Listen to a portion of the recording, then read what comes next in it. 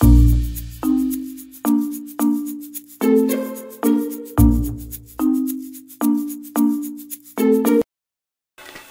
bienvenido a esta nueva tutoría. Recíbela y llévala también en tu dispositivo móvil o tableta. Recuerda, esto es tutorías.co. Comillas. Estudiar madura el ser humano, ya que la madurez se mide en la altura de las ideas y no en la fuerza bruta de las acciones hipócritas. Comillas. Como se observa en la figura, el ejercicio planteado consiste en crear un programa que permita mostrar la suma de cada columna de una matriz.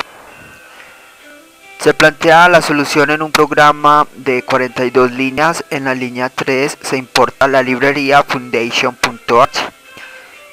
También se pueden importar librerías de C++ y de C. En la función ejecutar, líneas 15 a 33, vemos que se imprime la matriz o se imprime y se suma cada columna de la matriz. Primero, en la línea 17 se declara la matriz de tipo entero de orden 3×3, se inicializa con 9 valores y lo recorremos usando dos ciclos for. Observe que antes del segundo ciclo se usa un acumulador o una variable llamada suma columnas que se inicializa a 0. Esto se hace antes de procesar una nueva fila en este caso. Pero observe que lo importante acá es en el segundo ciclo, línea 23, que se acumula con la matriz en la fila Y, columna X. El segundo ciclo entonces se usa para recorrer las filas. Recuerde que cuando usted tiene dos ciclos, el ciclo que más corre es el de adentro, el más interno. En este caso el más interno se usa como fila, por eso se hace un recorrido por columnas de la matriz. Y al salir de este ciclo se muestra el resultado de la suma y luego toda la matriz. Le invitamos a visitar la tutoría suma de columnas matriz en Turbo C. Allí hay una explicación más detalladamente de esta función. Aquí vemos un programa orientado a objetos. Recuerde que la programación orientada a objetos es un paradigma de programación que permite solucionar problemas usando clases. Las clases se componen de atributos y comportamientos. Una vez se define una clase, se deben instanciar objetos de esa clase para usarla. Entonces, para programar orientado a objetos en Objective-C vamos a usar dos bloques de código principal que son la interfaz y la implementación. En la interfaz se define la estructura de un objeto, o sea, se declaran los atributos y comportamientos o funciones. En la implementación se implementan las funciones declaradas en la interfaz, o sea, la interfaz tiene la estructura y la implementación la lógica de la clase. Veamos la interfaz. Entre la línea 5 a 7 estaba entre las directivas @interface y @end. Aquí damos nombre a la clase como suma de columnas matriz, dos puntos, y luego hacemos referencia a la clase principal NSObject. Aquí vamos a declarar los atributos de esta clase, entonces de tipo entero, las variables x, y y suma de columnas. Entonces vemos que estos atributos son usados desde cualquier método de la implementación, en este caso la función ejecutar. X y Y se usa como variables controladoras de los ciclos for y el acumulador suma de columnas. Ya con esto entonces quedan listos los atributos. Veamos ahora los comportamientos o funciones de esta clase. Entonces en la línea 6, para declarar una función, primero indicamos el nivel de la función. Con guión indicamos que se va a declarar una función o método de instancia. Luego el tipo de retorno de la función. Con void se indica que no va a haber el retorno. Luego el nombre de la función, en este caso ejecutar.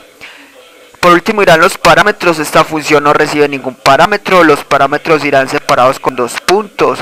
Recuerde que un parámetro se compone de tipo de dato y nombre de variable.